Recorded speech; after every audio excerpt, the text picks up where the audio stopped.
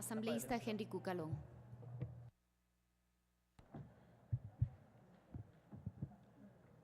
Señora vicepresidenta encargada de presidir la sesión, señoras, señores legisladores, muy buenas tardes con todos. La comunidad internacional ha observado con enorme preocupación los sucesos acaecidos en esta semana en la República de Venezuela. Manifestaciones estudiantiles de protesta que en un sistema normal de régimen democrático no tendría por qué llamar la atención, han sido reprimidas de forma brutal por parte de miembros de la fuerza pública y por grupos armados de civiles supuestamente aliados del gobierno, supuestamente. Esta escalada de violencia y vulneración de los derechos humanos ha conllevado a decenas de muertos, heridos, estudiantes detenidos con torturas, el hostigamiento a la prensa independiente y la criminalización de la opinión y de la protesta social. Líderes opositores han sido procesados penalmente y se encuentran presos, como es el caso del líder opositor Leopoldo López, y es conocido el caso del despojo de la investidura de asambleísta de María Corina Machado, con argumentos falaces y ridículos, por decir lo menos.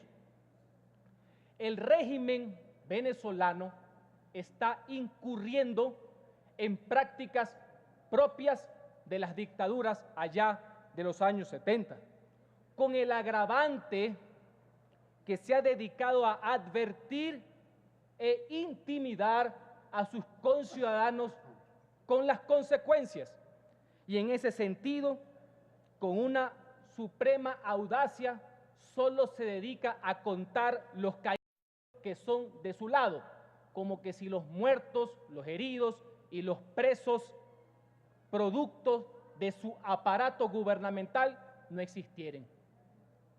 Hoy el pueblo venezolano clama en las calles por libertad, por comida, por seguridad y por trabajo, por culpa de ese modelo que es al cual nosotros nos quieren adherir, el que es nuestro proyecto guía, el que es nuestro referente. No se puede ser tan simplista y tener un maniqueísmo rampante para creer que la visión de la democracia, en el caso venezolano, se debe limitar a que los manifestantes son unos vulgares fascistas manipulados y que el evidente colapso económico es el resultado de operaciones conspirativas y especulativas. Eso es defender lo indefendible y lo impresentable. Yo me niego a creer que esa es una vía al socialismo. Yo me resisto a sostener que eso es socialismo y que eso es izquierda, a la cual respeto. Semejante ineptitud y ceguera no puede ser llamada así. Más vale, yo considero que es una de las más grandes estafas políticas de la historia. En lo que respecta al proyecto de resolución que se ha puesto en consideración del Pleno de este Parlamento, la misma tiene como antecedente la tibia y tardía resolución de UNASUR. ¿Y por qué digo tibia? Porque en vez de condenar con precisión y claridad el uso de la fuerza y la violencia, lo hace de una forma general, como que no dice nada, sin tomar en cuenta que principalmente, pero no exclusivamente, proviene de parte del gobierno. Y es más, si uno la lee detenidamente, da a entender que daría la culpa inclusive a los manifestantes por haber salido, como que si elevar la voz y hacer protesta pacífica y social pudiera generar semejante arremetida.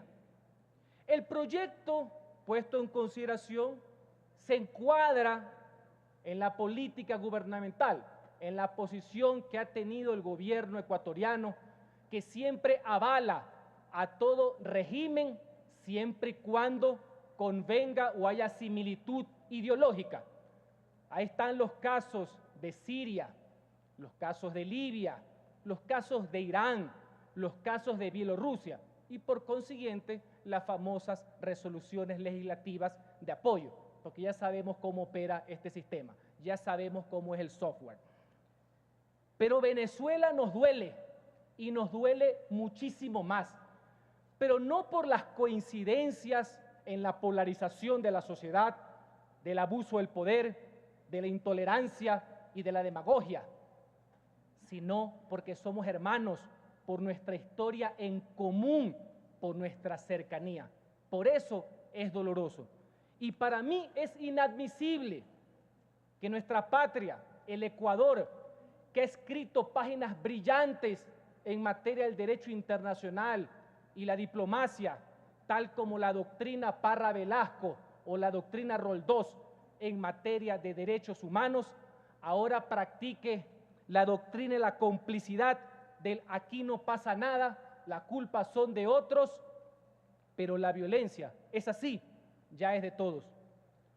La resolución que nazca en la Asamblea Nacional, para que tenga eficacia, debe contener un artículo adicional que le propongo al ponente de la misma que la tome en consideración, que no solamente se debe enunciar el respaldo, como no puede ser de otra manera, pues sine qua non, al fortalecimiento del sistema democrático en Venezuela, sino que se debe incluir el enérgico rechazo a cualquier tipo de uso de fuerza y de acciones violentas por parte del gobierno en contra de los ciudadanos que en las calles ejercen su derecho a la libertad de expresión.